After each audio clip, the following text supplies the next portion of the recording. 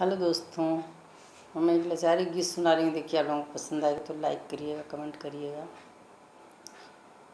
रुमलिया में पान रजा तोहरे निशानी, रुमलिया में पान रजा तोहरे निशानी।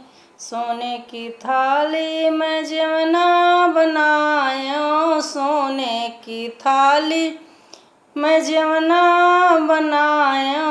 कोठरिया में जेवा राजा होले बदनामी, कोठरिया में जेवा राजा होले बदनामी। रुमलिया में पान रजा तोहरे निशानी, रुमलिया में पान रजा तोहरे निशानी।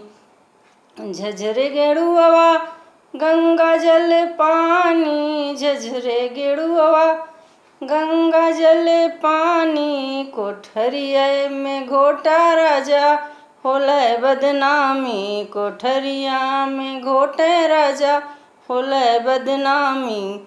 रुमलिया में पान राजा तोहरे निशानी, रुमलिया में पान राजा तोहरे निशानी।